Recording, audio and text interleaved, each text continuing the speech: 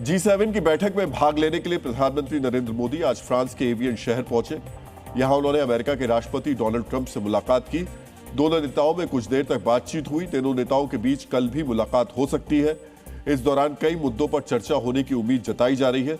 Bharat G7 का सदस्य नहीं है, लेकिन दुनिया की प्रमुख अर्थव्यवस्था होने के कारण उसे विशेष आमंत्रित देश के रूप में बुलाया जाता है। पश्चिम बंगाल की पूर्व मुख्यमंत्री ममता बनर्जी ने भवानीपुर विधानसभा सीट के चुनाव नतीजे को कलकत्ता हाईकोर्ट में चुनौती दी है। भवानीपुर सीट से मुख्यमंत्री शुभेंदु अधिकारी ने ममता बनर्जी को करीब 15,000 वोट से हराया था। ममता ने अपनी याचिका में कहा कि चुनाव गलत तरीके से हुआ है। ममता के मुताबिक 12 राउंड की काउंटिंग के बाद उनके इलेक्शन एजेंट और उन्हें पीटा गया, साथ ही उन्हें काउंटिंग सेंटर से बाहर कर दिया गया।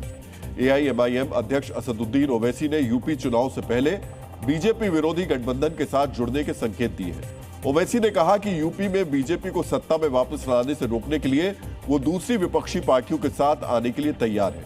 ओवैसी ने विपक्षी पार्टियों के बीच एकता की जरूरत पर जोर देते हुए कहा, ये एक साथ लड़ने का समय है। ओवैसी के मुताबिक पश्चिम बंगाल के नतीजों के बाद ये और भी जरूरी हो गया है। ओवैसी ने यह भी कहा कि उनकी पार्टी ने अपनी पिछली गलतियों और कमजोरियों को सुधार लिया है। केंद्र सरकार ने नीट की दोबारा परीक्षा को लेकर देश में मैसेजिंग ऐप टेलीग्राम के इस्तेमाल पर अस्थायी रोक लगा दी है। सूचना प्रौद्योगिकी कानून 2000 की धारा 69A के तहत टेलीग्राम पर रोक लगाई गई है। ये रोक 22 जून तक जारी रहेगी। नीट की दोबारा परीक्षा 21 जून को होने वाली है।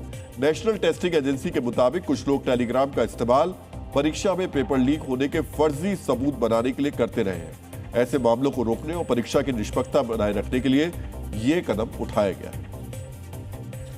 कफ सिरप अब बिना डॉक्टर की पर्ची के नहीं खरीदे जा सकेंगे। केंद्र सरकार ने इसके लिए औषधि नियम में बदलाव किया है। इसके तहत कफ सिरप को अब उस लिस्ट से हटा दिया गया है जिसमें दवाएं सीधे दुकान से खरीदी जा सकती है। इस फैसले से कफ सिरप की निगरानी और क्वालिटी कंट्रोल मजबूत होगा। अंतर्राष्ट्रीय बाजार में कच्चे तेल की कीमत में गिरावट का सिलसिला जारी है। आज कच्चे तेल की कीमत में करीब 4% तक की गिरावट आई। आज कच्चे तेल का दाम $80 प्रति बैरल के नीचे चला गया। अमेरिका और ईरान के बीच शांति समझौते की उम्मीद में पिछले 2 दिनों में कच्चा तेल करीब $8 प्रति बैरल सस्ता हुआ है। दूसरी तरफ शेयर बाजार में आज फिर उछाल दर्ज किया गया। सेंसेक्स आज 544 पॉइंट की बढ़त के साथ बंद हुआ।